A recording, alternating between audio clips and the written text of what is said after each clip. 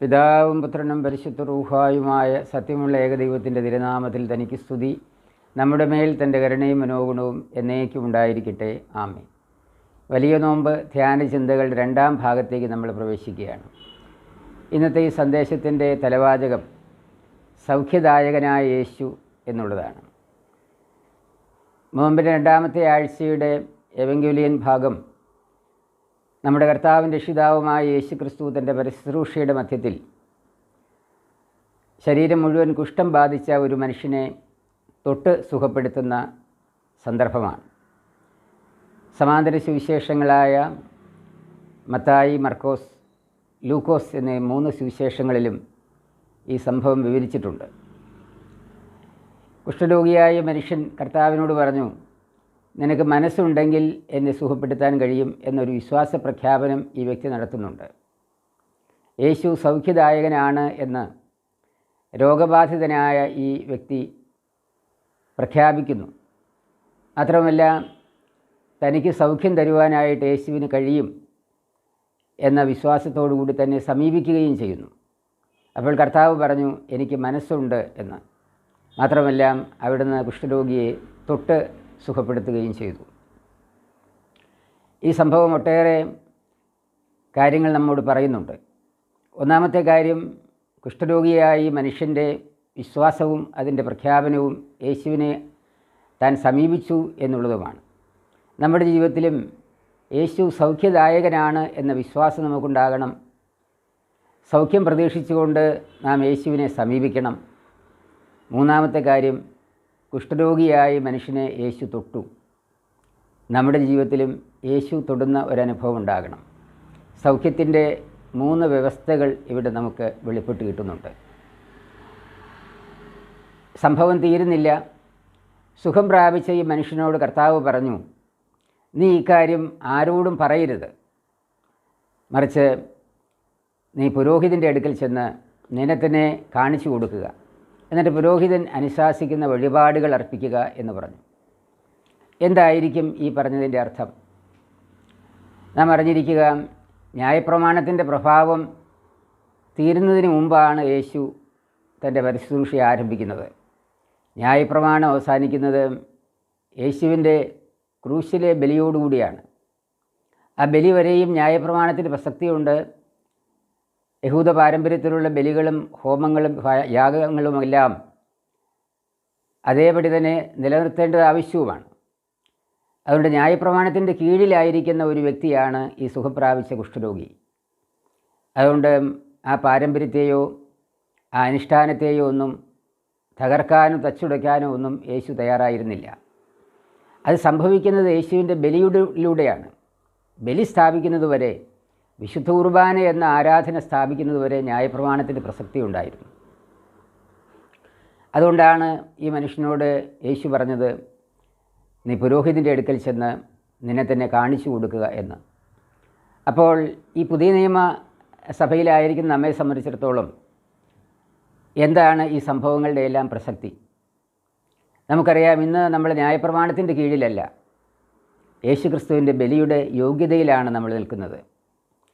അതുകൊണ്ട് ഇന്ന് സൗഖ്യം പ്രാപിക്കാൻ ആഗ്രഹിക്കുന്ന ഒരു വ്യക്തി യേശുവിൽ നിന്ന് സൗഖ്യം പ്രാപിക്കാൻ ആഗ്രഹിക്കുന്നുവെങ്കിൽ അന്ന് പരിശുശ്രൂഷയുടെ കാലത്ത് ഏറ്റുപറഞ്ഞ ആ കേവല വിശ്വാസം കൊണ്ട് മാത്രം സൗഖ്യം ലഭിക്കുകയില്ല.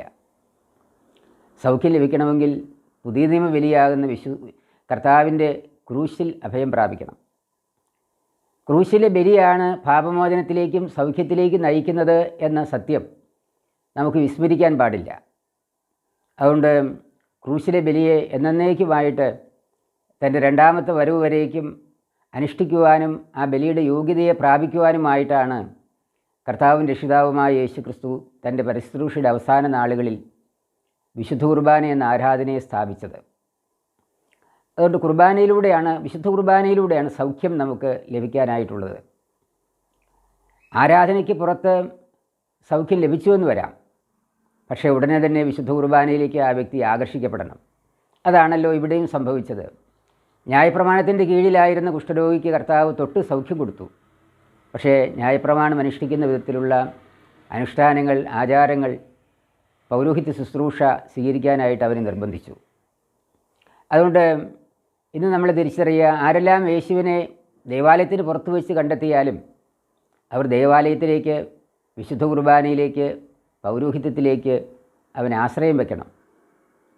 പൗരോഹിത്യം എന്നതുകൊണ്ട് ഉദ്ദേശിക്കുന്നത് വിശുദ്ധ ബലി അർപ്പിക്കുക എന്നുള്ളതാണ്.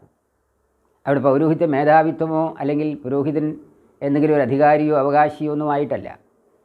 അവൻ കർത്താവിൻ്റെ പ്രതിപുരുഷനാണ്, വിശുദ്ധ കുർബാന എന്ന ബലി അനുഷ്ഠിക്കുന്നവനാണ്. അതുകൊണ്ട് ബലിയിലേക്ക് സമീപിക്കുക. ബലി അർപ്പിക്കപ്പെടുന്നത് പുരോഹിതന്മാരിലൂടെയാണല്ലോ. ദേവാലയത്തിലേക്ക് വരിക എന്ന് പറഞ്ഞാൽ വിശുദ്ധ കുർബാനയിലേക്ക് വരിക എന്നാണ് അർത്ഥം. അങ്ങനെ ഇതാ പഴയ നിയമ ന്യായപ്രമാണത്തെ അവസാനിപ്പിച്ചുകൊണ്ട് കർത്താവായ യേശുക്രിസ്തു സ്വയം ബലിയായി തീർന്നു. നോമ്പിൻ്റെ ആദ്യ നാളുകളിൽ നമ്മൾ ചിന്തിച്ച വിഷയവും ഇതുമായിട്ടൊക്കെ ബന്ധമുണ്ട്. പടിപ്പടിയായിട്ടാണ് ഈ വിചാരങ്ങളെല്ലാം തന്നെ നോമ്പിൽ ക്രമീകരിക്കപ്പെട്ടിരിക്കുന്നത്. ആദ്യത്തെ ആഴ്ചയിൽ നമ്മൾ കാനായിലെ കല്യാണ വിരുന്നിനെ സംബന്ധിച്ചാണ് വിശുദ്ധ എവങ്കേലിയൻ വായിച്ചത്. അവിടെ പച്ചവെള്ളത്തെ പുതുവീഞ്ഞാക്കി നാടുവാഴിയുടെ അടുത്തിൽ കൊണ്ടുചെല്ലുമ്പോൾ അല്ലെങ്കിൽ വിരുന്നുവാഴിയുടെ അടുക്കൽ കൊണ്ടുചെല്ലുമ്പോൾ ആ വിരുന്നുകാരൻ അല്ലെങ്കിൽ വിരുന്നിൻ്റെ നടത്തിപ്പുകാരൻ ചോദിക്കുകയാണ്, ഇത് ലഹരി പിടിച്ച വീഞ്ഞാണല്ലോ, കൂടുതൽ ലഹരിയുള്ള പുതുവീഞ്ഞാണല്ലോ എന്ന്. ആ പുതുവീഞ്ഞ് പുതിയ നിയമസഭയെയാണ് ചൂണ്ടിക്കാണിക്കുന്നത്. പഴയ വീഞ്ഞ് അത് തീർന്നുപോയി, പുതിയ വീഞ്ഞിനെ കർത്താവ് സൃഷ്ടിച്ചിരിക്കുകയാണ്. അതുകൊണ്ട് ഇതാ ന്യായപ്രമാണത്തിൻ്റെ പ്രഭാവം നഷ്ടപ്പെട്ടു കഴിഞ്ഞു. ഇനി പുതിയ നിയമത്തിലേക്ക് നമ്മൾ പ്രവേശിച്ചു. അതാകട്ടെ മൂകജന്തു ബലിയിൽ നിന്ന് മാനവരാശി വിമോചിപ്പിക്കുകയും കർത്താവിൻ്റെ രക്ഷിതാവുമായ യേശുക്രിസ്തുവിൻ്റെ ക്രൂശുമരണമാകുന്ന ബലിയിലേക്ക് ഇതാ മാനവരാശിയെ അടുപ്പിക്കുകയും ചെയ്തിരിക്കുകയാണ്. ഈ ബലി മാനവരാശിയുടെ മുഴുവൻ പാപത്തിൻ്റെ പരിഹാര ബലിയാണ്. അതുകൊണ്ട് ആരെല്ലാം സൗഖ്യം പ്രാപിക്കാനായിട്ട് ആഗ്രഹിക്കുന്നുവോ അവരെല്ലാം ബലിയിലേക്കാണ് ആകർഷിക്കപ്പെടുന്നത്. യേശുക്രിസ്തുവിലൂടെയുള്ള പാപമോചനമാണ് ഇവിടെ നിഷ്കർഷിക്കുന്നത്. ഇവിടെ കുഷ്ഠരോഗിക്ക് സൗഖ്യം കൊടുക്കുമ്പോൾ കർത്താവ് അവൻ്റെ പാപം മോചിച്ചതായിട്ട് പറയുന്നില്ല, അവനോട് മറ്റെന്തെങ്കിലും പ്രവൃത്തി ചെയ്യാനായിട്ട് ആവശ്യപ്പെടുന്നില്ല. എന്നാൽ പുരോഹിതന് തന്നെ കാണിച്ചു കൊടുത്തുകൊണ്ട് വഴിപാടുകൾ അർപ്പിക്കുക എന്നാണ് പറയുക. അപ്പോൾ ഇത് പുതിയ നിയമത്തിൻ്റേതായ ആ ബലിയിലേക്ക് കർത്താവ് പ്രവേശിച്ചിരുന്നില്ല എന്നതുകൊണ്ടാണ് അപ്രകാരം പറയാതിരുന്നത്. എന്നാൽ അവൻ്റെ വിശ്വാസത്തെ പ്രതി ഈ അത്ഭുതം അവിടെ നടത്തുകയും ചെയ്തു.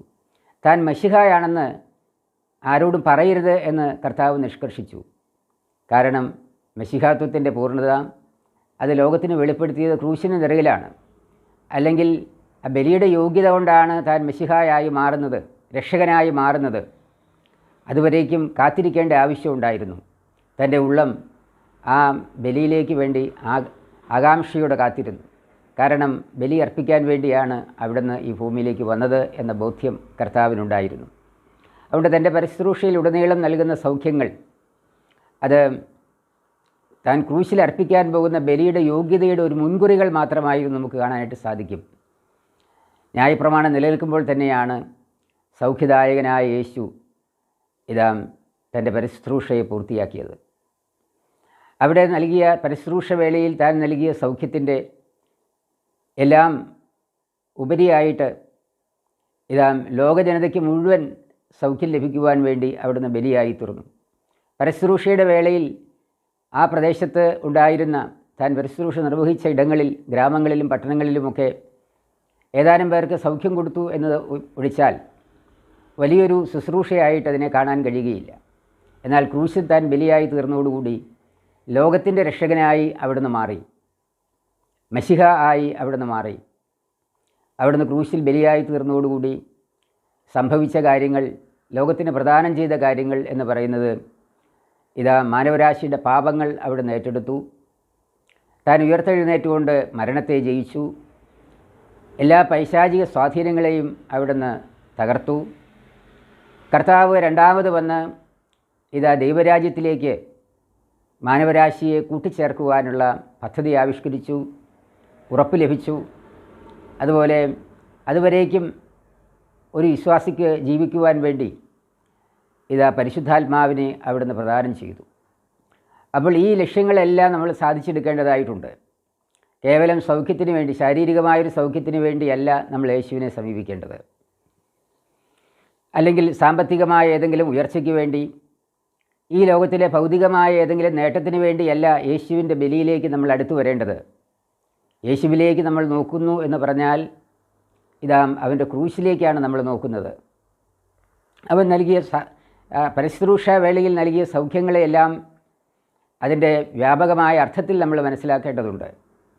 അതുകൊണ്ടാണല്ലോ കർത്താവ് പറഞ്ഞത്, ഇതാ പുരോഹിതനെ കാണിച്ച് നീ മോചനം പ്രാപിക്കുക, സൗഖ്യം പ്രാപിക്കുക, അല്ലെങ്കിൽ ആ സൗഖ്യത്തെ അടയാളപ്പെടുത്തുക. അപ്പോൾ ഇതാ നമ്മെ സംബന്ധിച്ചിടത്തോളം ഒരു ശാരീരികമായ സൗഖ്യം അല്ലെങ്കിൽ സാമ്പത്തിക മേഖലയിലുള്ള വിടുതൽ യേശുവിൻ്റെ വിശ്വാസത്തോടുകൂടി ഒരുപക്ഷെ നമുക്ക് ലഭിച്ചിരിക്കാം.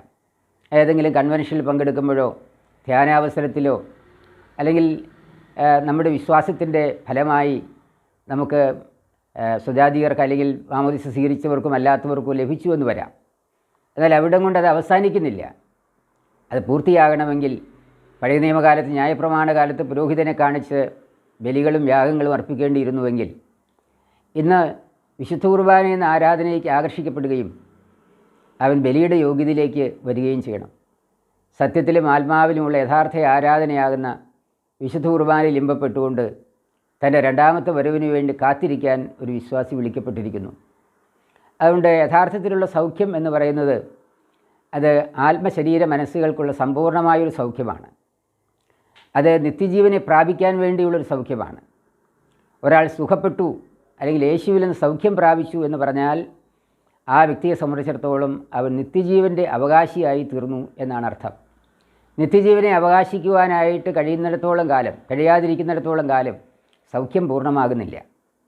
ഈ ലോകത്ത് ഒരു വ്യക്തിക്ക് സൗഖ്യം ലഭിച്ചു, ശരീരത്തിന് സൗഖ്യം ലഭിച്ചു. രോഗബാധിതനായിരുന്നൊരു വ്യക്തി യേശുവിനെ തൊട്ടപ്പോൾ അല്ലെങ്കിൽ യേശു അവനെ തൊട്ടപ്പോൾ അവന് സൗഖ്യം കിട്ടി.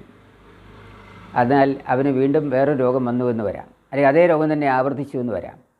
അവിടെ രോഗം മാറുന്നതോ മാറാതിരിക്കുന്നതോ അല്ല. സൗഖ്യത്തിൻ്റെ യഥാർത്ഥമായ നിദർശനം എന്ന് പറയുന്നത് ഈ വ്യക്തി ശരീരത്തിൻ്റെയും മനസ്സിൻ്റെയും ബന്ധനങ്ങളിൽ നിന്ന് വിമുക്തനായിട്ട് ആത്മാവിലും സത്യത്തിലും ദൈവത്തെ ആരാധിക്കുകയും യേശുക്രിസ്തുവിൻ്റെ രണ്ടാമത്തെ വരവിന് വേണ്ടി കാത്തിരിക്കുകയും ചെയ്യുമ്പോഴാണ് യഥാർത്ഥമായ സൗഖ്യം ഒരു വ്യക്തിക്ക് ലഭിക്കുന്നത്. ഈ ലോകത്തോട് മരിക്കുമ്പോഴാണ് യഥാർത്ഥത്തിൽ സൗഖ്യം ഒരു വ്യക്തിക്ക് ലഭിക്കുന്നത്. ഈ ലോകത്തിൻ്റെ ബന്ധനങ്ങളിൽ കുടുങ്ങിക്കിടക്കുന്ന ഒരു വ്യക്തിക്ക് പൂർണ്ണമായ സൗഖ്യത്തെക്കുറിച്ച് ചിന്തിക്കാൻ പോലും സാധിക്കുകയില്ല. ഒരു വ്യക്തി ഈ ലോകത്തിൻ്റെ ബന്ധനത്തിൽ നിന്ന് പതുക്കെ വിമോചനം നേടുന്നതിനുള്ള 3 മുഖാന്തരങ്ങളുണ്ട്. ഒന്നാമത്തേത് ആരാധന തന്നെയാണ്, രണ്ടാമത്തേത് പ്രാർത്ഥനയാണ്, മൂന്നാമത്തേത് വചനമാണ്. വചനത്തിൻ്റെ ആഴങ്ങളിലേക്ക് ഇറങ്ങുമ്പോൾ ഈ ലോക വ്യഗ്രതകളിൽ നിന്ന് ഒരു വ്യക്തിക്ക് സൗഖ്യം ലഭിക്കും. ആരാധനയിൽ വിശുദ്ധ കുർബാന എന്ന ആരാധന ഇമ്പപ്പെടുമ്പോൾ ഈ ഒരു വ്യക്തി ലോകത്തിൻ്റെ ബന്ധനങ്ങളിൽ നിന്ന് പതുക്കെ മോചനം നേടുകയാണ്. പ്രാർത്ഥനയിലൂടെയും ഒരു വ്യക്തി ഈ ലോകബന്ധനങ്ങളിൽ നിന്ന്, പാപത്തിൻ്റെ ബന്ധനത്തിൽ നിന്ന്, പൈശാചിക പീഡയിൽ നിന്ന്, ശാരീരിക രോഗങ്ങളുടെ പ്രയാസങ്ങളിൽ നിന്നെല്ലാം മോചനം നേടാനായിട്ട് ഒരു വ്യക്തിക്ക് സാധിക്കുന്നു. അപ്പോൾ നിത്യജീവനെ പ്രതിയുള്ള ഒരു ജീവിതം നമുക്ക് ആഗ്രഹിക്കാനും അനുഭവിക്കാനും സാധിക്കുമ്പോഴാണ് സൗഖ്യം ആരംഭിക്കുന്നത്. യഥാർത്ഥമായ സൗഖ്യത്തിൻ്റെ ഉറവിടം യേശുക്രിസ്തുവാണ്, താൻ സ്ഥാപിച്ച ബലിയാണ്. അതുകൊണ്ട് വലിയ നോമ്പിൻ്റെ ഈ നാളുകളിൽ യേശു തരുന്ന യഥാർത്ഥ സൗഖ്യത്തിലേക്ക് അടുത്തു വരുവാൻ നമ്മെ ഓരോരുത്തരെയും ദൈവം സഹായിക്കട്ടെ എന്ന് പ്രാർത്ഥിക്കുന്നു. പിതാവിൻ്റെയും പുത്രൻ്റെയും പരിശുദ്ധ റൂഹായുടെയും നാമത്തിൽ തന്നെ ആമേൻ.